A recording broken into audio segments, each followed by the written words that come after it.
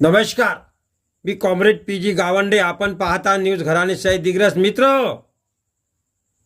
2005 मध्ये नांदगाव धरण फुटून महापूर आला होता दिग्रसमध्ये आणि त्यामध्ये 17 लोकांची जीवितहानी झाली होती.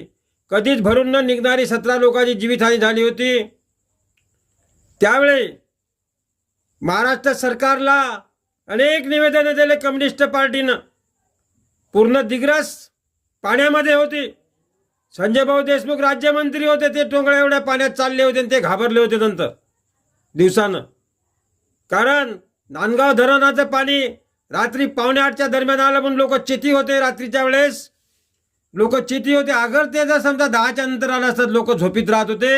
अनेक जीवितहानी झाली असती. हे लापरवाही नगरपालिकेची होती, त्यावेळेची शासनाची प्रशासनाची होती. त्यावेळेस आमचे तहसीलदार संजय खडसे होते तहसीलदार, आणि भाकरे साहेब HD होते. हर्षवर्धन कलेक्टर होते. हर्षदीप कांबळे कलेक्टर होते.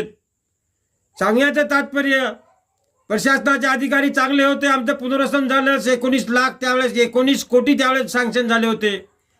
परंतु त्या पुनर्वसनाचा सत्यानाश झाला. या ठेकेदार लोकांनी सत्यानाश केला. आजपर्यंत पुनर्वसन पूर्ण झालं नाही मित्र. त्या ठिकाणी म्हणजे गदिले गळाट आहे. कोणाचा प्लॉट कोणी घुसलेला आहे. तिथं लाईटिंग नाही, तिथं कोणती सुविधा नाही, रस्ते नाही, रोड नाही, दिवे नाही, आणि लोकांकडून हजार रुपये भरून घेतले परंतु कोणालाही प्लॉट. आणि यांनी काय केलं, या आपल्या आता विद्यमान पालकमंत्री साहेबांनी की त्याचा पूर्ण 16 करून टाकला. म्हणजे पुनर्वसनाचं काम संपूर्ण झालं, मागच्याच वेळेस करून टाकलं. काय नाटकं लावले तुम्ही? त्या पुनर्वसनाचं काही आहे का? तिथं 4 ठेकेदार बदलले. ते पल्लेवार ठेकेदार पल्लेवारने घेतला होता, माधवराव सुपारेने घेतला होता, आणखीन कोणते पुसदचे ठेकेदार होते. सत्यानाश केला. कोणच त्या पुनर्वसनाचं काम पूर्ण केलं नाही. त्याचे एक स्मरण म्हणून, त्या पुनर्वसनाचं आठवण म्हणून, त्या 17 लोकांची जीवितहानी झाली त्याला श्रद्धांजली म्हणून भारतीय कम्युनिस्ट पार्टीनं 9 जुलै 2026 रोजी दिग्रस तहसीलदार साहेबामार्फत राज्य सरकारला निवेदन दिलं मित्र, की याच्याकडे लक्ष द्या, या पुनर्वसनाकडे लक्ष द्या, त्याला दुरुस्ती करा, वाढीव रक्कम द्या, काय द्यायचं करा. त्या समय भारतीय कम्युनिस्ट पार्टीचे तालुका सचिव किशोरभाऊ कदम आणि भारतीय कम्युनिस्ट पार्टीचे जिल्ह्याचे joint secretary Pradeep Nagrale sir, Kurode Maharaj, Manikrao Shembade comrade, Haribhau Ingale comrade, त्या ठिकाणी शरद मासुळकर कॉम्रेड आणि महिला मंडळ बरेचसे जणांनी त्या ठिकाणी माननीय तहसीलदार रामेश्वर तुपोने साहेब यांच्यामार्फत राज्य सरकारला निवेदन देण्यात आलेले आहे. आणि त्यांनी ते निवेदन स्वीकारलेलं आहे. वर निवेदन पाठवण्याचं आश्वासन दिलेलं आहे. त्यासमयी प्रदीप नगराळे सर, किशोर कदम यांचं भाषण आपण पाहता मित्र. धन्यवाद. सोबत आहे कॅमेरामॅन मोहम्मद इक्बाल भाई, घराणेशाही न्यूज, दिग्रस, यवतमाळ, महाराष्ट्र, इंडिया.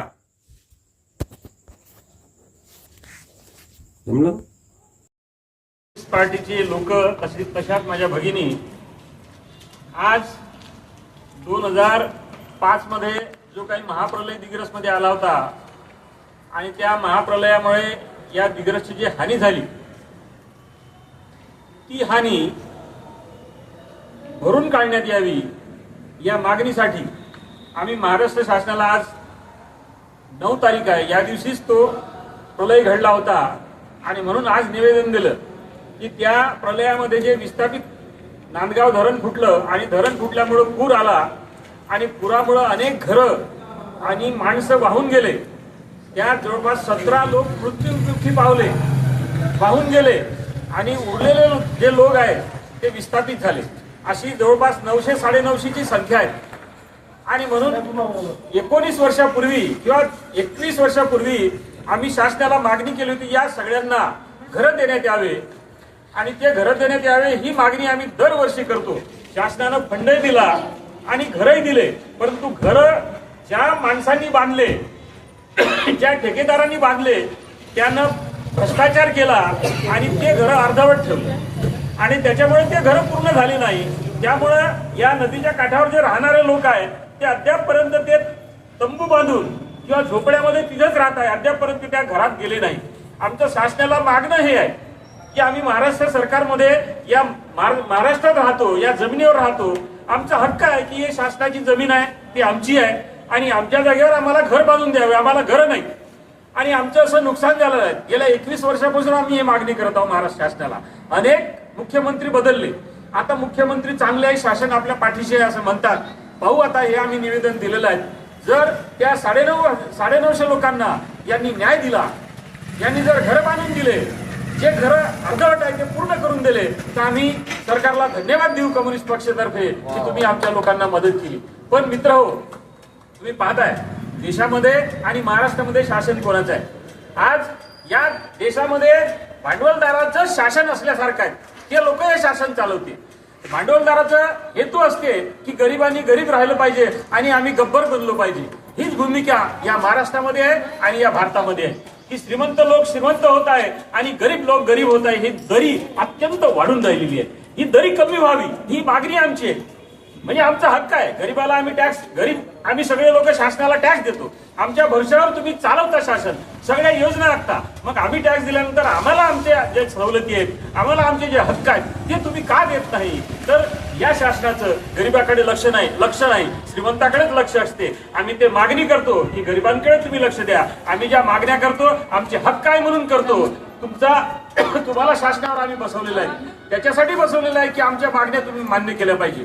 त्या मागण्या मान्य करण्यासाठी आज दिनांक 9ला आम्ही दिग्रसमध्ये जो महाप्रलय आला, ज्या लोकांना घरं भेटले नाही त्यांना घरं देण्यात यावी, ज्यांना घरं भेटले पण अर्धवट आहे ते घरं पूर्ण करण्यात यावी आणि तिथं ज्या सुविधा आहेत, ते घरं भेटले पण तिथं सुविधा काहीच नाही, त्यांना सुविधा देण्यात यावा अशी मागणी करतो. धन्यवाद. थँक्यू. धन्यवाद. चला, दिग्रस तहसीलमध्ये आज दिनांक 9 जुलै रोजी आपण दिग्रस तहसीलदार यांना निवेदन देण्यात आलेले आहे. या निवेदनामध्ये आपली प्रामुख्याने मागणी होती की 2005 मध्ये आपल्या दिग्रस धावणा नदीला महापूर आला होता आणि या महापुरामध्ये 17 लोकांची जीवितहानी झाली आणि 952 लोकांची जे घराचे बेघर झाले, त्यांना आज रोजी राहण्यासाठी घर नाही आहे. आज त्या भवानीकडे त्यांनी नगरपालिकेने जे घरं बांधले, 952 घरं बांधले, त्या घरामध्ये सुविधा नाही आहे, वीज नाही आहे, पाणी नाही आहे, लाईट नाही आहे, रस्ते नाही आहे. अनेक समस्यामध्ये तिथं निर्माण झालेल्या आहे. त्यामुळं आपण आपल्या भारतीय कम्युनिस्ट पक्षातर्फे दरवर्षी आपण दिग्रस तहसील कार्यालयावर आपण तहसीलदार साहेब यांना भारतीय कम्युनिस्ट पक्षाच्या वतीनं आपण निवेदन देत असतो. आज आपण सर्व आमचे कुरोडे महाराज आहेत, नगराळे सर आहेत, आमचे हरिभाऊ कमरेड आहेत, माणिकराव शेंबडे साहेब आहेत आणि उपस्थित आमच्या महिला बंधू आणि सर्वांनी आता आपण या तहसीलदार साहेबांना महाराष्ट्र राज्य मुंबई यांच्या मार्फत तहसीलदार साहेब तुपोने साहेब यांना निवेदन दिलेले आहे आणि त्यांनी आपल्याला आता सांगितलं की आपल्या मागण्या पूर्ण करू आणि शासन दरबारी पाठवू असं साहेबांनी सांगितले आपल्याला. आणि आमच्या मागण्या ज्या आहे, घरकुलाच्या मागण्या आहे, रास्त मागणी आहे, ते या शासनाने मान्य करावं अशी मी या शासनाला विनंती करतो आणि थांबतो.